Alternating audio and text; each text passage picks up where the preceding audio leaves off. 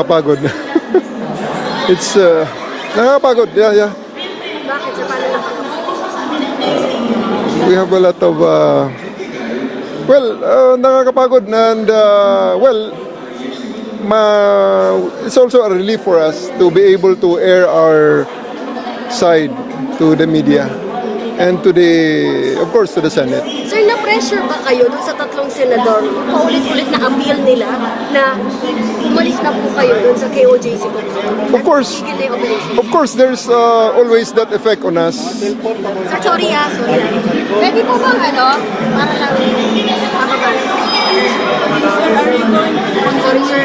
Did you feel any pressure from those senators po appealing na umalis po kayo doon sa... Pasensya na kaya, palagay ko bad breath na ako dahil matagal akong hindi nakainom ng tubig at nanunuyo na lalamunan ko. Pero, of course, tatlong senador yun eh. So, the pressure is always there. The effect is always there that we have to consider what they're saying even though, it may run against the operational procedures, it may run against our sworn duties. So, andun talaga, dagdag na isipin kumbaga. General, sir, are you going to continue with your operation? Yes, of course. No question about that. We will...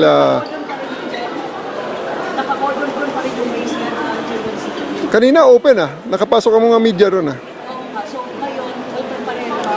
Yeah, but we will continue exploring that place and we will cordon it again as the need arises. Sir, nagkasundo kayo sa Proton Relic? Napagkasundo niya ba? That portion is canalizing us into one instrument. As I've said before, masyado namang tricky question yun.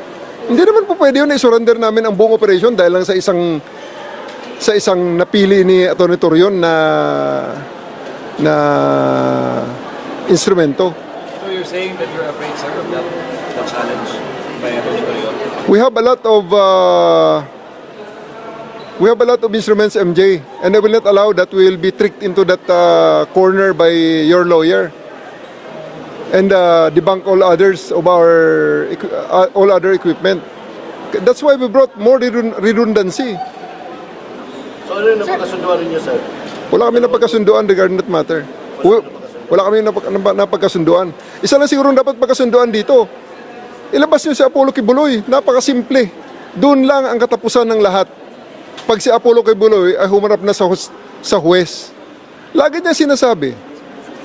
Lagi rin sinasabi ninyo, MJ, justice for Apollo Kibuloy. Saan hustisya nyo hinahanap ang hustisya na yan? Sa kalsada? Hindi naman po pwede dyan. Pag sinabi nyo justice for Apollo Kibuloy, ibig sabihin, ang hustisya iisa lamang dito sa Pilipinas, nasa mga korte. At ang unang step para makatanggap ka ng hustisya ay magpasakop sa korte. And in this case, to surrender to the court. Yun ang rason dyan, yun ang paraan dyan. Wala nang iba. Just like any other Filipinos. Sir, after the hearing, ano po maging changes ng police operation sa loob ng compound? We will re-strategize. Actually, I'm energized. Yang mga lahat ng pinalalampas namin na obstruction of justice, aaksyonan na namin. So, madagdag pa kayo ng tropa, sir? Madadagdagan ng aresto, sigurado. Sir, are you going to continue the... Sir, you said about hard arrest. As the need, Can you expound on that? as the need arises, we will do whatever it takes. We will do whatever is needed to catch Apollo Kibuloy in that compound. Sir, regarding the obstruction of to justice, continue the digging, sir? Would you be stricter sa... Yes, we will be. The search will be conducted on our own terms, not on theirs. Nakita niyo naman eh. Sir, can you expound lang yung sinasabi mong obstruction of justice pag hindi pa rin nakipag-cooperate yung hard arrest you were saying about that? Can you expound on it? We will arrest anybody who obstructs the job of the policeman. So are we expecting casualty? We are. We don't have any other information that states otherwise. All the information that we have right now, nandyan sa loob. Sir, aarasin niyo yung nag-obstruct. Sir, are you now going to continue with the digging? As the need arises. General, yung mga recommendation ninyo yung aalis yung pang-sursipas po sa trabaho, kung hindi sila aalis, sigurado magkakagulo. That's our recommendation. They can heed it or not. But we have ways to enforce that if the need arises. Sir, paano yung magiging grounds para mag-hard arrest tayo? Basta may obstruction of justice, huhulihin na namin ngayon. Magtatrabaho ng maigi 24 hours ang ating mga arresting officers. Ano pong directive na ng national office after this? Wala pa naman. Wala pa naman. It's all on my call. So what can we expect tomorrow, sir? Not tomorrow, tonight. Tonight, so are you going So, to... naging walang simple pa yung hearing natin today. Meron naman. We're very thankful for the initiative of the Senate of calling this hearing. It allowed us to air our side, which for the past 2 weeks is not heard because there are ethical restraints, there are legal restraints, and now we're able to freely show you what challenges we're facing every day. Kasi parang baliwala yung mga appeal ni Senator Mark. Hindi naman sa baliwala. Of course, we consider the appeal of the good senator.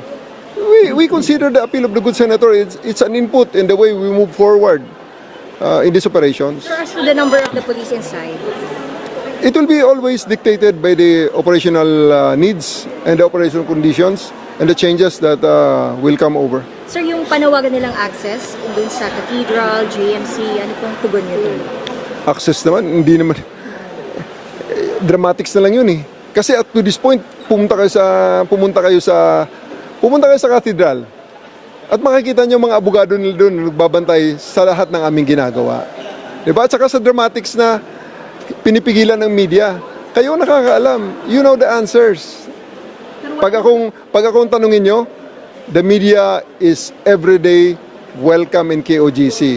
However, that is not a decision that I can make considering that it is a private entity. Nakakapasok kaming pulis sapagkat kami ay armed and search warrant, and the rules of court allows us to break into this compound, into these enclosures, into these areas. However, kayong mga media ay wala niyan. Kaya lang, you can take the challenge of the KOGC that they're saying that you are welcome to go in there. So go in there and go inside, roam around, investigate the police in there.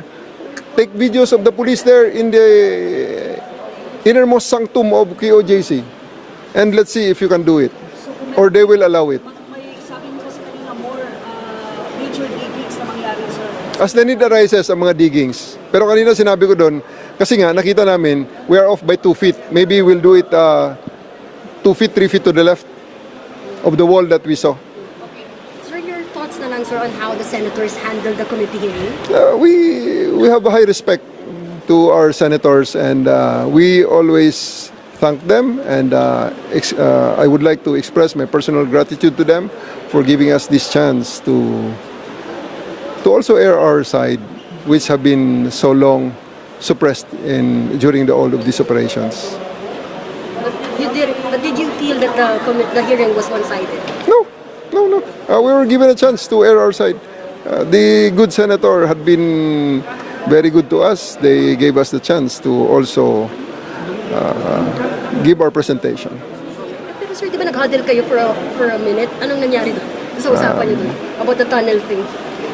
It's not about the tunnel. It's about a single instrument, which I do believe is canalizing us and limiting us to a single instrument, considering that we have brought in lots of instruments that they don't want us to use.